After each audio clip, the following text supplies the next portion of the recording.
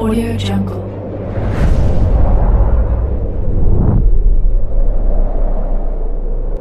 Yo, balik lagi bersama Mimin di Manhua TV.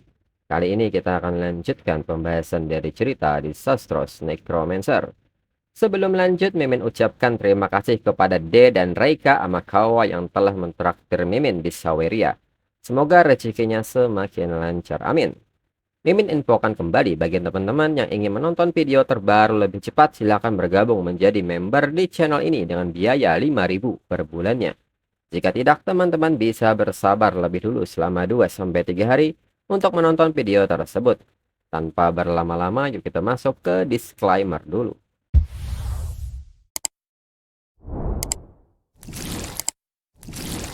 Disclaimer. Silahkan abaikan hal ini jika kalian sudah mengerti. Ini peringatan mengenai konten di channel ini.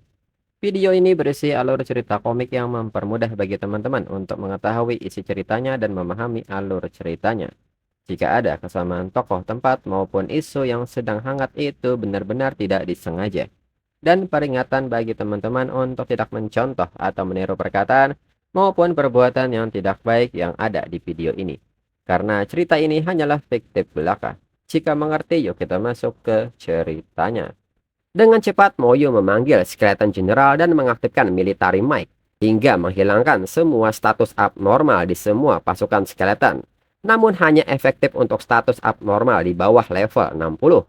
Namun nyatanya efek skill Military Might gagal. Melihat hal ini, Moyo pun menyebut bahwa tingkat racunnya melebihi level 60. Moyo pun ingat bahwa Dong Fang Yao pernah bilang, jika racun mayat tidak dinetralkan, dia akan terus terakumulasi dan bertahan selamanya. Sekarang hanya ada satu solusi yang tersisa, yaitu memanggil kembali pasukan skeletonnya. Segera Moyu memanggil kembali skeleton Berserk Warrior yang terkena racun ke dalam penyimpanannya. Moyu pun memberitahu Dong Fang Yao bahwa mereka harus segera bergegas. Mayat-mayat ini tidak bisa dibunuh.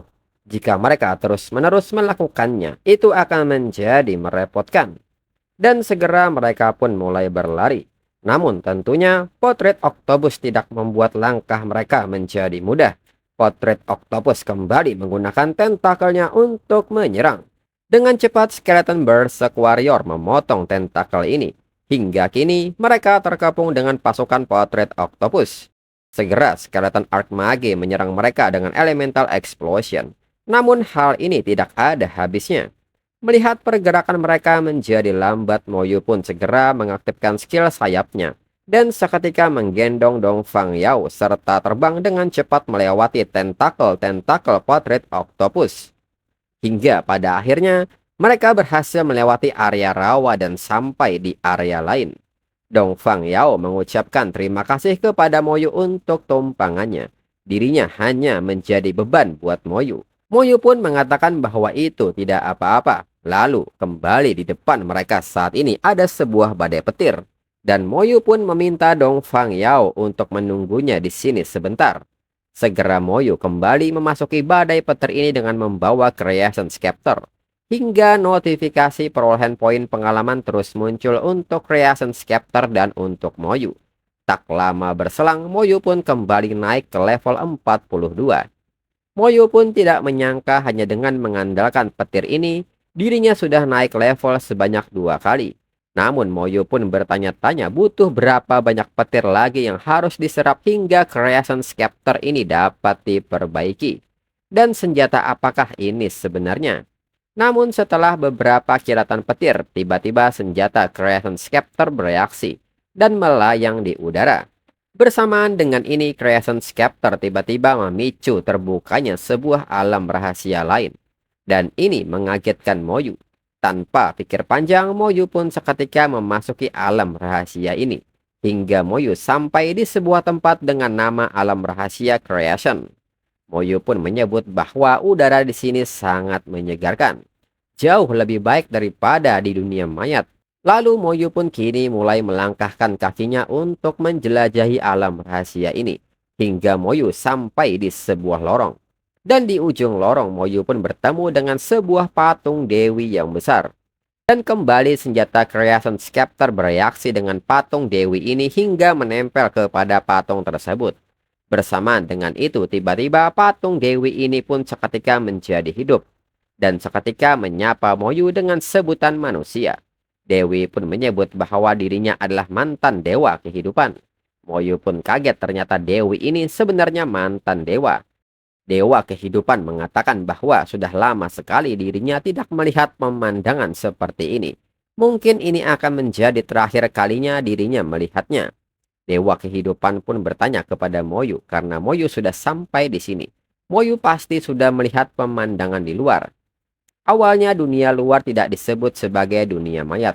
Itu disebut sebagai dunia penciptaan. Tapi ada dewa yang menghancurkan dunia miliknya, mengubahnya menjadi tanah kematian, dan membunuh semua orang-orang dari tiga ras. Tidak hanya membunuh orang-orang dari tiga ras, dewa itu bahkan juga membunuh dirinya. Hingga pada akhirnya dewa itu bunuh diri. Lalu Moyu pun bertanya, bolehkah dirinya tahu siapa yang lebih kuat antara para dewa atau para ahli tingkat dewa dari manusia? Dewa kehidupan menyebut karena manusia disebut ahli tingkat dewa. Tentu saja mereka pada tingkatan yang sama dengan mereka para dewa. Tentunya ini juga termasuk Demon King dari Abyss dan Dragon King dari Dragonkind. Dewa dibagi menjadi tingkatan rendah, menengah, dan tinggi. Dirinya adalah dewa tingkatan tinggi dalam istilah manusia. Kira-kira setara dengan ahli tingkat dewa level 97. Mendengar hal ini, Moyu menilai Meng Anwen dan kedua gurunya adalah ahli tingkat dewa level 95. Sudah berada di puncak kemanusiaan. Tapi di level dewa, perbedaan satu level saja sangatlah besar. Moyu khawatir jika mereka bertiga digabungkan, maka mereka tidak akan sebanding dengan dewa kehidupan. Namun bahkan makhluk yang begitu kuat pun musnah. Moyu pun bertanya-tanya apa yang sebenarnya terjadi saat itu. Kemudian dewa kehidupan pun mengatakan bahwa akar penyebab dari pertempuran besar itu adalah senjata ini. Dirinya awalnya bukan dewa kehidupan. Hanya setelah memperoleh Creation Scepter dirinya menjadi dewa kehidupan. Senjata ini adalah sesuatu yang dapat membuat seseorang menjadi dewa kehidupan.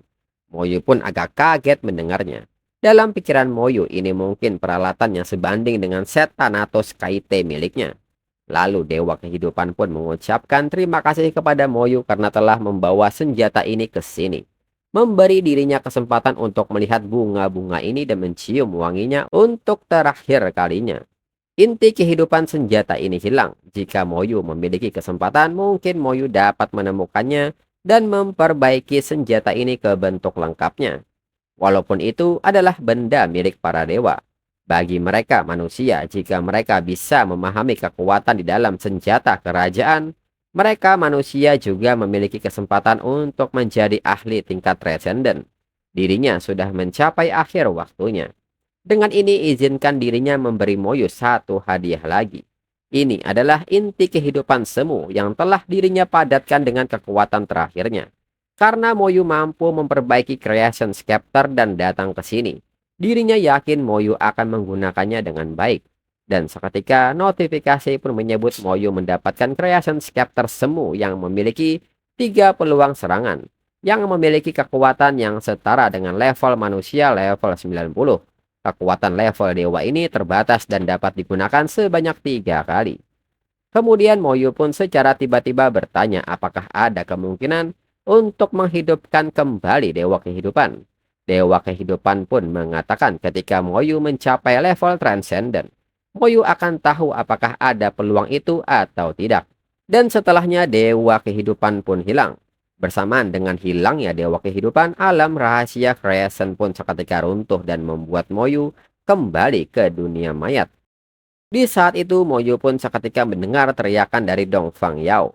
Melihat Dongfang Yao dalam bahaya, Moyu seketika mengaktifkan skill Skeleton Armor. Saat serangan itu mengenai Dongfang Yao, pelindung Skeleton Armor seketika pecah dan membuat Dongfang Yao terlempar. Namun beruntung Dongfang Yao tidak terluka. Dongfang Yao sendiri heran mengapa dirinya masih baik-baik saja.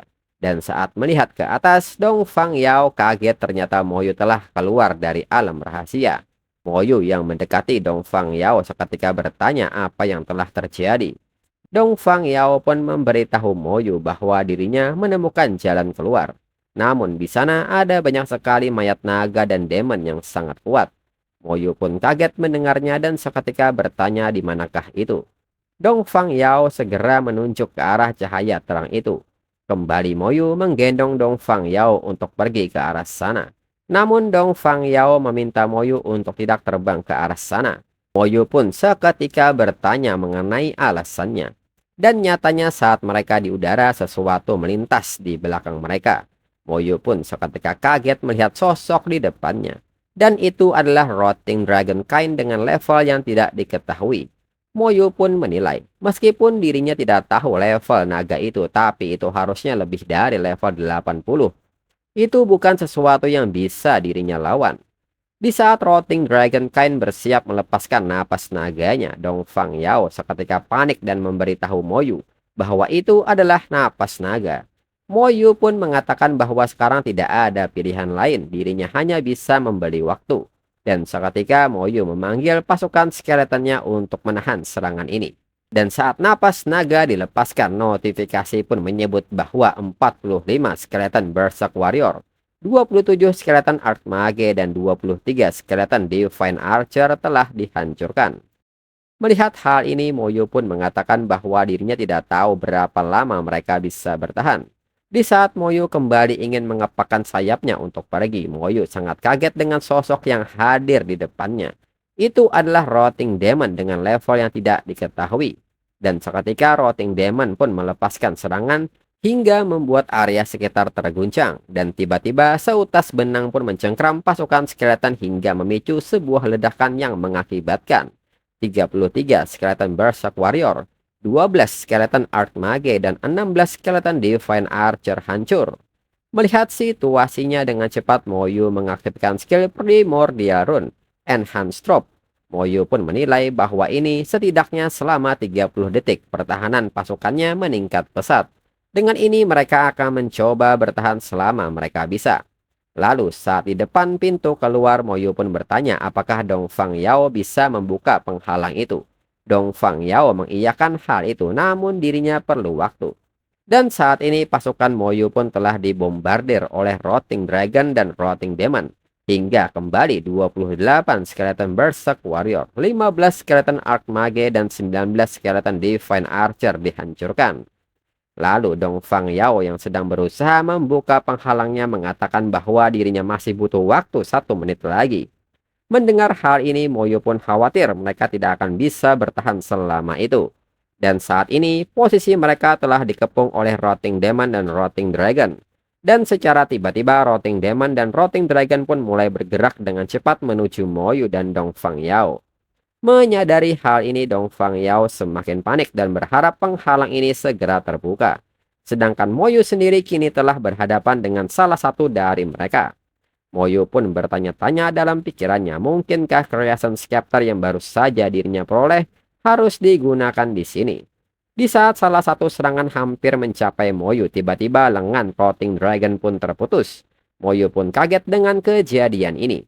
Moyu pun bertanya-tanya dalam pikirannya apakah sosok yang ada di depannya saat ini adalah manusia. Dan untuk episode selanjutnya tunggu minggu depan lagi. Sekian dan terima kasih.